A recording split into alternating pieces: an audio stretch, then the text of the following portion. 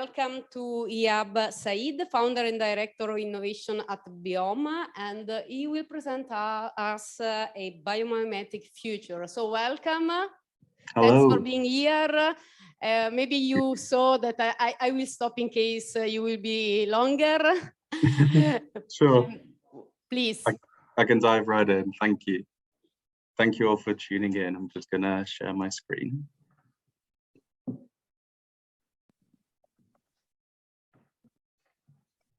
All right. Hopefully you can all see my screen. We can.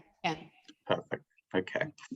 I'm Ehab Said. I'm the founder and director of innovation at Biohm, board member of Fast Forward 2030, and PhD researcher at Northumbria University. It's been a very interesting couple of years filled with unprecedented events that gave many of us the gift of time. Time to reflect on our habits and approaches and evaluate our systems and industries. And upon reflection, it's actually been a fantastic couple of years for climate action and awareness around the climate crisis. We're finally having serious conversations today at a global level that would have been ridiculed only 5 years ago. The future of our built environment needs to be regenerative to urgently begin reversing our impact on the Earth's planetary boundaries and the planet's inhabitants. I think we can all agree that nothing demonstrates regeneration better than the natural world. So how can we get inspired by nature and work towards a biomimetic future? Well, first, you need to take a deep breath, look around you, and reflect on how we're living through a critical and unprecedented time for humanity. Whilst we once lived our lives as a part of the natural world, the world we've built for ourselves is marked by a form of extraction and consumption, driven by man-made stories that we've collectively believed. Stories that prioritize economic growth, individual wealth, and power. Stories that have shaped our economic systems. The climate emergency, the biodiversity crisis, social injustice, and arguably the pandemic that are all wreaking havoc around the globe may all be perceived to be the interlinked ripples caused by the models, products, and processes of the economic systems that we've created. And whilst awareness of such existential crises is at an all-time high, our species and our habitats are predicted to grow by a further 40% in the next few decades. And currently, this growth will likely be supported by extractive and wasteful practices that are evident across all industry. And these practices are pushing our planet well beyond its limits. We have already surpassed 4 of the 9 planetary boundaries. So I think now is probably around the right time to examine our industries and embrace disruption and innovation. I'm sure you're all well aware, and I think some of the panelists have also mentioned, that the construction industry is one of the largest contributors to the climate crisis. The World Economic Forum has highlighted the industry's waste as a major sustainability challenge, with annual waste figures expected to rise to 2.2 billion tons per year by 2025. Agricultural and food systems are also major contributors, with a staggering 1.3 billion tons, or a third of all food produced globally today, being wasted. This seen lack of appreciation for resources is further emphasized by the realization that the combined infrastructure plans of developing nations would require another 7 planets worth of resources. This, coupled with the fact that the world's richest 1% now own as much wealth as the other 7.7 billion people, and that 1 in every 9 people around the globe go to sleep hungry each night, really highlights the major social, economic, and environmental injustice born out of our current economic systems. But instead of man-made stories, what if biological systems and ecological laws were the driving force of our economy, eliminating the concept of waste and ensuring equity and equilibrium are achieved in all ecosystems? Well, that's exactly what we do at Biohm, a multi-award-winning research and development-led company that is driving a biorevolution in the built environment and the way we do business. We're driven by a very simple philosophy: to allow nature to lead innovation and only have a positive or regenerative impact on everything we touch. And this philosophy or algorithm is manifested through all of our offerings. Our bio-based materials, which can be used in the building fabric and interiors, as well as wastewater treatment, our construction systems, which erect buildings, and a range of services, including waste or resource management and consultancy. We're starting with the most tangible and immediate of these offerings, and that's our bio-based materials. We work with one of nature's most wondrous organisms, mushrooms. We use the mycelium, which is the root systems or the vegetative part of fungi, and it is usually underground in every forest or garden, holding the topsoil together and enabling trees and plants to communicate and exchange nutrients, which is why it is also known as nature's internet or the wood wide web.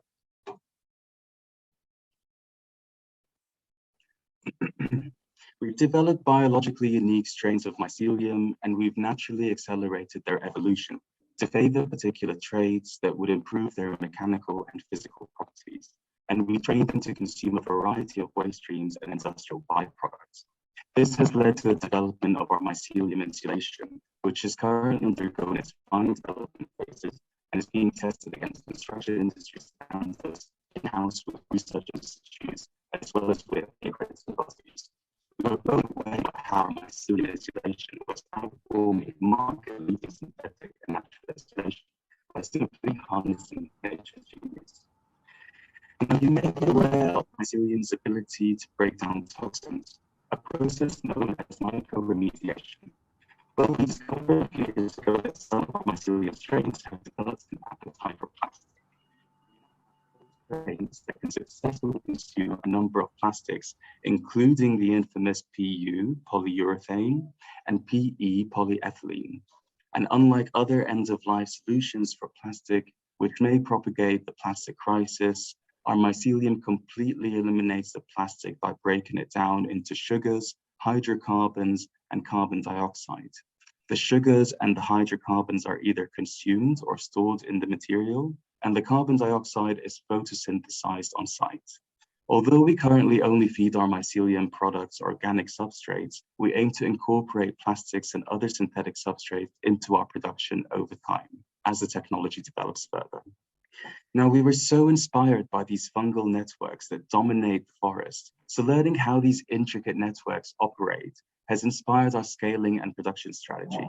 It's one that is distributive, decentralized, and hyper-localized. Enable our production facilities, known as biomills, to act as carbon sinks and catalysts for environmental, social, and economic regeneration. Consuming waste, sequestering carbon, creating jobs with career development paths, creating a local commodity, and offering the local community a profit share to boost the local economy in this post-pandemic economic landscape. Therefore, we patent our biotechnologies to protect them, but we then make them available to communities around the globe for maximum impact. Our biomanufacturing trials have been successfully completed last year, and we aim to open the doors to the world's first large-scale biomill to produce mycelium insulation, as well as our other products and materials at scale later this year. We will be aiming to provide at least 30 homes worth of insulation per month from this facility, which will be located in the southeast of the UK. The biomill will be followed by one in the north of the UK in partnership with the YMCA, and a rapid scaling trajectory in Europe, Africa, and beyond is ahead of us. When examining our scaling projections, it really highlights the regenerative impact we aim to make in tackling the climate crisis and social injustice. We've also developed ORB, or organic refuse biocompound, which is a semi-structural material that can be pressed into sheets, molded into 3D shapes, extruded, or 3D printed. It is made entirely out of excess resources and byproducts from food and agriculture, such as orange peel, cocoa husks, coffee chaff, or grass trimmings. These waste streams are mixed with a 100% natural binder that we've developed, which is also derived from food and agricultural waste. It is currently available for use in interior architecture, furniture, and small-scale bespoke building projects, and will soon be available at scale for interior walls or dry linings in buildings. We're incredibly excited about our brand new product, Obscure, a lampshade made out of orb that resembles how matter forms in nature and demonstrates the conversation between the matter and the maker and the matter in which they are working. The maker presents the matter with prescribed geometry, and the matter then chooses how it will take its final form, using gravity as a guide, making each lampshade completely unique. Each obscure lampshade is beautifully handmade in our headquarters here in London and consumes up to 3 kilograms of coffee chaff, a byproduct from the coffee roasting process, or orange peels, a byproduct from the orange juice making industry. Both generated and sourced locally in London, and each obscure lampshade also sequesters up to 1.5 kilograms of carbon. All will follow our mycelium insulation when it comes to scaling industry accreditation and commercialization, and we're also incorporating other waste streams like excavated and contaminated soil, leading to some exciting breakthroughs in our journey to develop orb into a plant-based concrete over the next couple of years, which will be a serious game changer.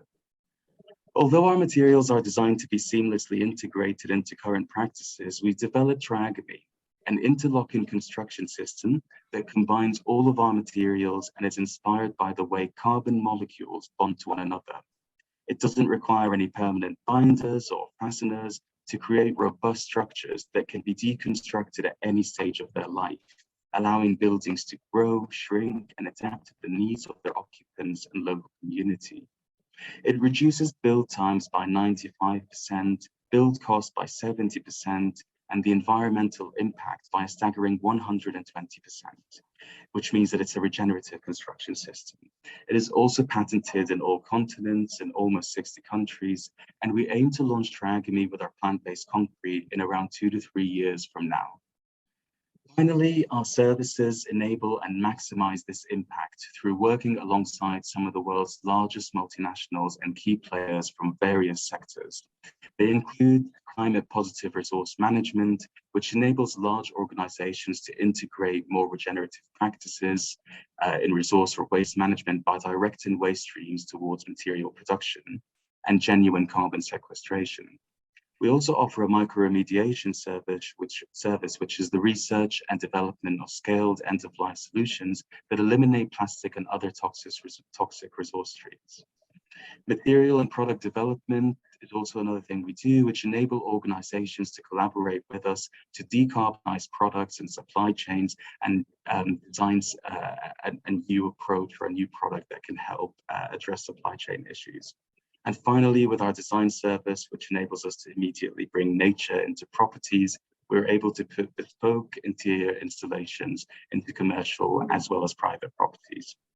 With our products and services, we're bringing together industry, community, academia, and government as we work towards a biomimetic future.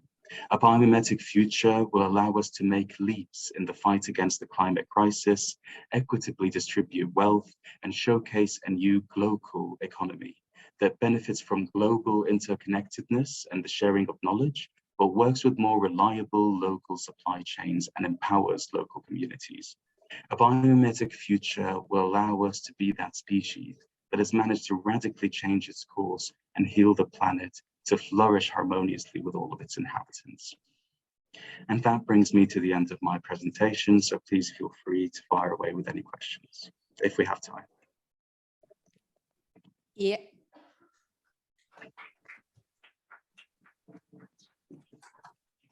Yeah, it was very, very interesting and it's very ethical what you are bringing here. So please keep this focus. To me, was very interesting, the mycelium topic. And so thanks again for sharing with us and keep your work. Amazing. Thank you, everyone. Ciao.